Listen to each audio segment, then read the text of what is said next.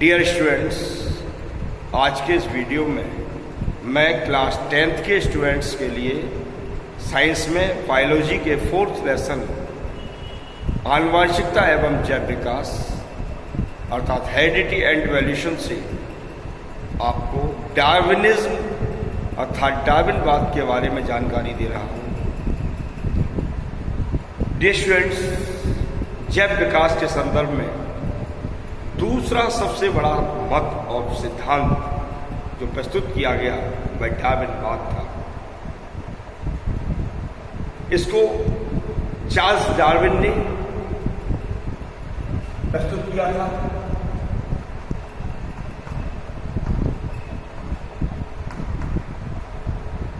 और सन 1859 में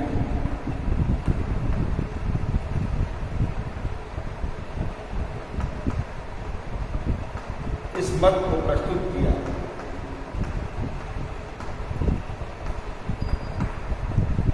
जब डार्विन 22 वर्ष की अवस्था के थे, अर्थात जब डार्विन की उम्र 22 वर्ष की थी, तो डार्विन ने दक्षिणी अमेरिका और आसपास के द्वीपों की समुद्री यात्रा की, और ये समुद्री यात्रा लगभग 5 वर्षों तक निरंतर की गई। इस समुद्री यात्रा का मुख्य मकसद बायोडायवर्सिटी के बारे में ज्ञान प्राप्त करना था। डार्विन बायोडायवर्सिटी का ज्ञान प्राप्त करना चाहते थे, इसलिए उन्होंने समुद्री यात्रा को किया था। डार्विन ने इस समुद्री यात्रा के दौरान विभिन्न जीवधारियों अर्थात जंतु एवं पौधों को एकत्र किया ताकि वो उनके बारे में ज्ञान प्राप्त कर सकें, उनके विकास की प्रक्रिया को जान सकें और अपने प्रयोग कर सकें। जब समुद्री यात्रा पूरी हो गई, उसके बाद डार्विन इंग्लैंड वापस आए और इंग्लैंड आने के बाद उन्होंने कोई भी समुद्री यात्रा या कोई अन्य यात्रा नहीं की। डार्विन ने समुद्री यात्रा के दौरान एकत्र किए गए विभिन्न जंतु एवं पौधों के बारे में अध्ययन किया, प्रयोग किए और जो निष्कर्ष प्राप्त किए, अध्ययन के उपरांत जो भी उन्हें मुख्य तथ्य मिले, उन सभी तथ्यों को इन्होंने अपनी पुस्तक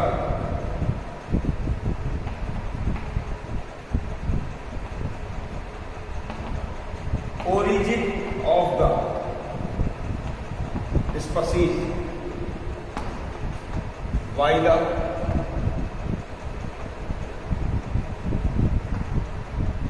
नेचुरल सिलेक्शन अर्थात प्रकृति वर्ण द्वारा नई जीव जातियों की उत्पत्ति में प्रकाशित किया।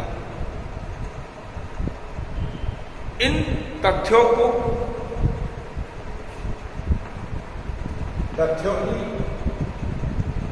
ऑफ नेचुरल सिलेक्शन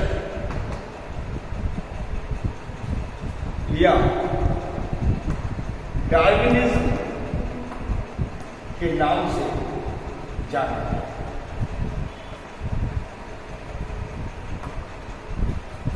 लेकिन इसी समय जब डार्विन ने अपने विचार प्रस्तुत किए थे, उसी दौरान एक और नाम सामने आया जिसका नाम था बैलेस। बैलेस ने भी जीवों के विकास संबंधी अपने विचारों को प्रस्तुत किया, लेकिन बैलेस द्वारा दिए गए सारे तथ्य, सभी मत डार्विन द्वारा दिए गए मतों से मेल खाते थे। इसलिए इस पूरी रिसर्च, इस पूरी खोज का श्रेय डार्विन को दिया गया। डियर स्टूडेंट्स, डार्विन ने अपने सिद्धांत में जिन तथ्यों को मुख्य रूप से प्रस्तुत किया वे इस प्रकार से थे। पहला पॉइंट था कि जीवों में संतानोत्पत्ति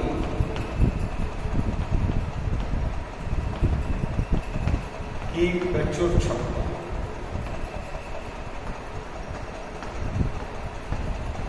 अर्थात एनॉर्मस फर्टिलिटी इन organism.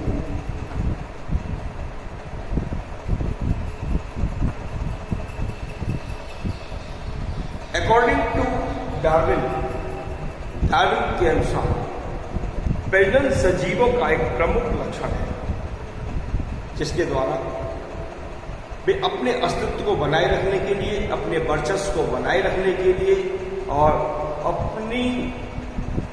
अपने जाति की, अपने ग्रुप की संख्या को बढ़ाने के लिए प्रजनन करते हैं। और जीवों की संख्या में जो वृद्धि होती है वो बीज गणित के अनुसार होती है। जैसे कि यदि हम एक बीज को बोएं तो एक बीज को बोने से एक पौधा बनता है, पौधे से वृक्ष बनता है, और जब वो वृक्ष तैयार हो जाता है तो उस पर अनेकों फल लगते हैं और उन फलों से हमें अनेकों बीज प्राप्त होते हैं। तो हम कह सकते हैं कि एक बीज को बोने से अनेकों बीज प्राप्त होते हैं और सारे बीज प्राप्त होते हैं। एक फीमेल एलिफेंट, एक मादा हाथी, अपने जीवन काल में 6 बच्चों को जन्म देता है। यदि ये सभी 6 हाथी पुनः अगली पीढ़ी में 36 हाथियों को जन्म देंगे और फिर नेक्स्ट जनरेशन में इनकी संख्या 216 हो जाएगी। इस प्रकार से बीज गणित के अनुसार इनकी संख्या बढ़ती जाती है। इसके अतिरिक्त एक ड्रोसोफिला मक्खी एक माह में लगभग 20,000 अंडे देती है। एक समुद्री सीप लगभग 20 लाख अंडे देती है। एक एस्केरिस अपनी लाइफ हिस्ट्री में, अपने जीवन काल में 2.5 करोड़ अंडे देती है। इस आधार पर, इन डाटाज के बिहाफ पर हम कह सकते हैं कि जीवधारियों में प्रजनन की अपार क्षमता है। इसके कारण वो अपने जाति के जीवों की संख्या को बढ़ाते हैं, अपने अस्तित्व को बनाए रखने के लिए अपनी संख्या को बढ़ाते हैं। दूसरा पॉइंट था जीवन संघर्ष।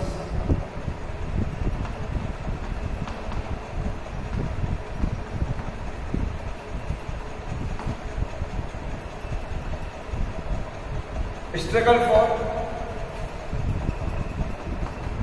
एक्सिस्टेंस। देखिए, जब जीवों की संख्याएं बढ़ती हैं तो उनकी आवश्यकताएं भी बढ़ती जाती हैं, लेकिन कोई भी जीवधारी अपनी सभी आवश्यकताओं को स्वयं पूरा नहीं कर पाता। अपनी आवश्यकताओं को पूरा करने के लिए उसे अपनी ही जाति के जीवों पर या अन्य जीवों पर, वातावरण पर डिपेंड रहना पड़ता है, निर्भर रहना पड़ता है। और आवश्यकताओं को पूरा करने के लिए जब जीव दूसरों पर निर्भर रहता है तो उनमें एक प्रतिस्पर्धा होती है, कंपटीशन होता है, और उस कंपटीशन को ही स्ट्रगल फॉर एक्सिस्टेंस या जीवन संघर्ष का नाम दिया गया है। डियर स्टूडेंट्स, ये स्ट्रगल 3 टाइप्स का होता है, 3 प्रकार का होता है।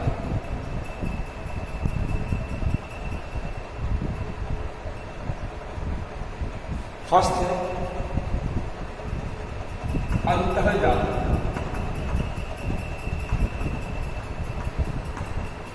अंतर्जाति को कहते हैं हम इंट्रा स्पेसिफिक स्ट्रगल। दूसरा होता है अंतर्जातीय अर्थात इंटर स्पेसिफिक, और तीसरा होता है वातावरणीय अर्थात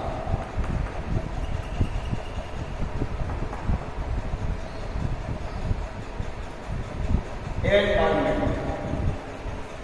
तो डियर स्टूडेंट्स, अंतरजातीय मतलब इंटर स्पेसिफिक यह वह प्रतिस्पर्धा है जो एक ही जाति के जीवों के मध्य होती है।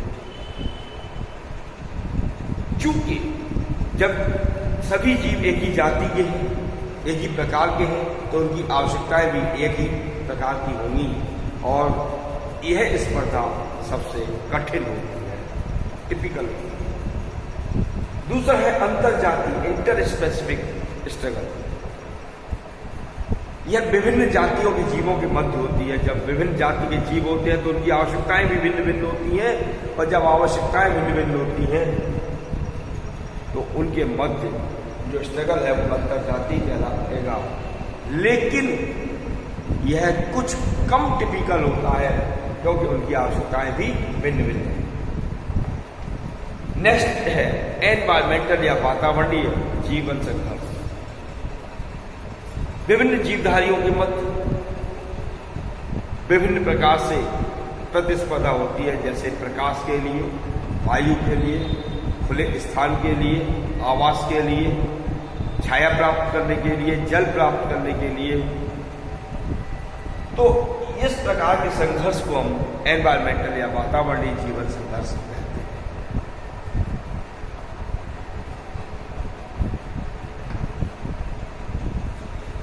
थर्ड जो पॉइंट दिया गया था, विभिन्नता।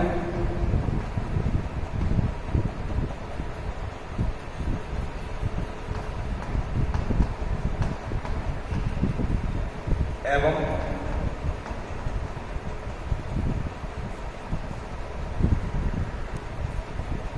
इनकी वंशावली।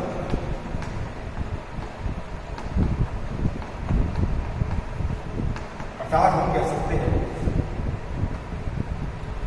Variations and their inheritance.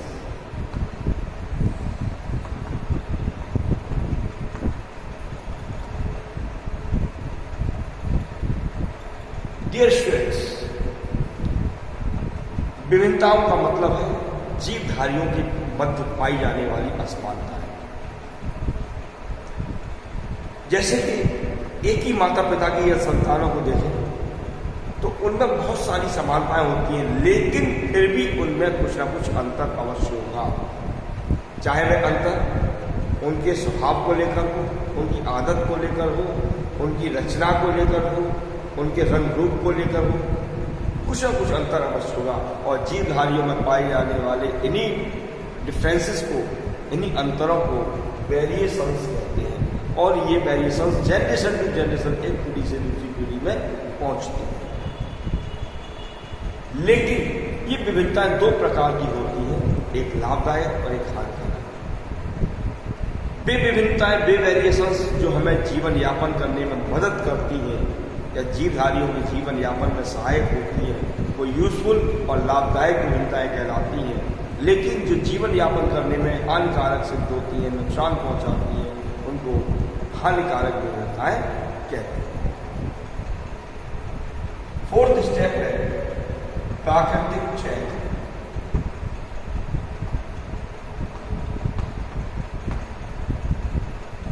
एवं योग्यतम की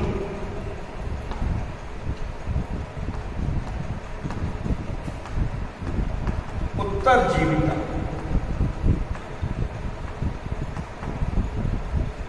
अर्थात कह सकते हैं natural selection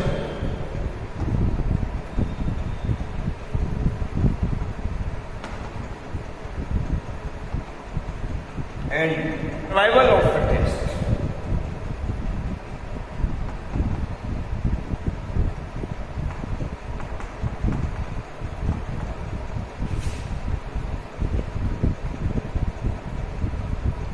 according to Darwin के अनुसार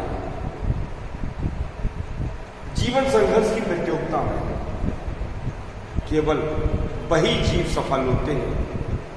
प्रकृति उन्हीं जीवों का वर्णन करती है जिनमें लाभदायक विभिन्नताएं पाई जाती हैं, अर्थात जो उसके योग्य होते हैं। जो उसके अयोग्य होते हैं, अर्थात जिनमें लाभदायक विभिन्नताएं नहीं पाई जाती, हार्मफुल वेरिएशंस होती हैं वे सभी नष्ट हो जाती हैं।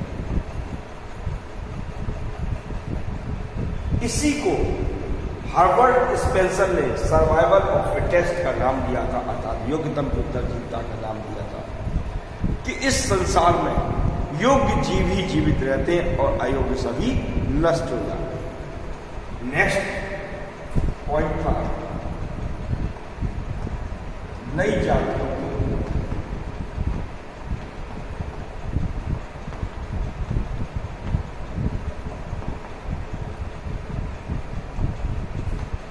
origin of new species।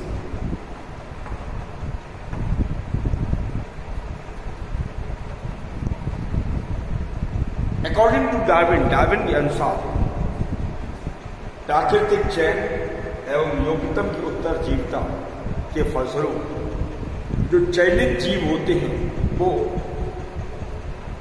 कुछ विशेष गुणों वाले होते हैं, उनमें कुछ विभिन्नताएं पाई जाती हैं और ये विभिन्नताएं जनरेशन टू जनरेशन, पीढ़ी दर पीढ़ी वंशागत होती रहती हैं और इनकी वंशागति के साथ साथ जीवधारियों में कुछ न्यू कैरेक्टर्स, नए लक्षण भी विकसित होते हैं और बाद में ये पीढ़ी दर पीढ़ी विकसित होते जाते हैं और स्थायी हो जाते हैं, जिससे जीवधारी का एक नया रूप सामने आता है जो अपने पूर्वजों से भिन्न होता है और उसको नई जाति की संज्ञा दी जाती है।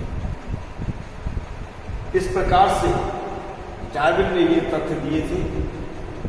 इन तथ्यों के समझाने के लिए डार्विन ने अफ्रीका के जिराफ का उदाहरण दिया था। जैसे कि अकॉर्डिंग टू डार्विन अफ्रीका में जो जिराफ पाया गया था विभिन्न कद वाला था, अर्थात कुछ लंबे कद वाले थे, कुछ सामान्य कद वाले थे, कुछ नाट्य कद वाले थे। सभी प्रकार के जिराफ अपना भरण पोषण वनस्पतियों को ग्रहण करके कर रहे थे, लेकिन जब अचानक परिस्थितियां विषम हुई तो मृदा पर अर्थात जमीन पर घास फूस की वनस्पति की कमी हुई और धीरे धीरे वनस्पति की कमी होने पर जिराफ को भोजन प्राप्त करने में असुविधा होने लगी। जब भोजन प्राप्त करने में असुविधा हुई तो स्ट्रगल होने लगा उनके मध्य अपने जीवन और अस्तित्व को बचाए रखने के लिए उनमें एक प्रतियोगिता हुई। इस प्रतियोगिता में जो जिराफ ऊंचे कद वाले थे, जिनकी टांगें लंबी थी, वे ऊंचे ऊंचे वृक्षों की पत्तियों तक पहुंचने में सफल हुए और उन्होंने अपना भोजन प्राप्त किया। लेकिन अब देखिए प्राकृतिक चयन क्या है। जो सामान्य कद वाले या डांडे कद वाले थे वे सभी भोजन प्राप्त न कर पाने के कारण मर गए अर्थात नष्ट हो गए। हम यह कह सकते हैं कि प्रकृति में उन्हीं जिराफ का चयन हुआ जो लंबे कद वाले या एक ऊंचे कद वाले थे, जिनकी अगली टांगें लंबी थी। यह क्रिया जनरेशन टू जनरेशन चलती रही और अंत में यह लक्षण पीढ़ी दर पीढ़ी वंशागत होते हुए स्थायी हो गया और इसके स्थायी होने से जिराफ का वर्तमान स्वरूप सामने आया, जिसकी अगली टांगें भी लंबी थी और गर्दन भी लंबी थी। लेकिन इन सब बातों को स्पष्ट करने के बाद आलोचना की गई डार्विन की, कि डार्विन ने कुछ तथ्यों के बारे में बिल्कुल भी ध्यान नहीं रखा। जैसे डार्विन ने इस बात को कहा था कि जीवधारियों में विभिन्नताएं, वेरिएशंस होती हैं, विभिन्नताएं पाई जाती हैं, लेकिन उसने ये नहीं बताया कि ये विभिन्नताएं कैसे उत्पन्न होती हैं, कहां से आती हैं, ये विभिन्नताएं एक पीढ़ी से दूसरी पीढ़ी पर कैसे पहुंचती हैं। दूसरा पॉइंट, डार्विन आज इस बात को भी समझाने में असफल रहा कि विभिन्नताएं किस प्रकार से जीवन को सफल बनाती हैं, ये कैसे लाभदायक हो सकती है। थर्ड पॉइंट हम ये दे सकते हैं कि डार्विन ने संयोजी कड़ी पर, कनेक्टिव चेन पर कोई भी प्रकाश नहीं डाला कि ऐसे जीव भी पाए जाते हैं जिनमें दो समूहों के लक्षण पाए जाते हैं। ऐसे जीवों को संयोजी कड़ी कहते हैं, लेकिन इस जय प्रकाश के बारे में उनको शामिल नहीं किया गया। नेक्स्ट फोर्थ पॉइंट ये भी दिया जा सकता है कि जीवधारियों में वेस्टिजियल ऑर्गन पाए जाते हैं, अवशेष यंग पाए जाते हैं, लेकिन जय विकास के लिए स्पष्ट करते समय डार्विन ने वेस्टिजियल ऑर्गन या अवशेषी अंगों का कोई भी जिक्र नहीं किया। तो डियर स्टूडेंट्स, इस प्रकार से ये आलोचनाएं की गई कि जीवों में विविधताएं कैसे उत्पन्न होती हैं, कैसे वंशागत होती हैं, कैसे जीवन संघर्ष को सफल बनाती हैं, इसका कोई जिक्र नहीं है। संयोजी कड़ी पर कोई प्रकाश नहीं डाला गया है, अवशेषी अंगों पर कोई प्रकाश नहीं डाला गया है, और साथ ही ये कैसे विविधताएं वंशागत होती हैं इस पर भी कोई प्रकाश नहीं डाला गया है। तो डियर स्टूडेंट्स, आज मैंने आपको डार्विन थ्योरी के बारे में जानकारी दी। यदि आपको मेरा वीडियो पसंद आ रहा हो तो उसे लाइक और शेयर करना ना भूलें।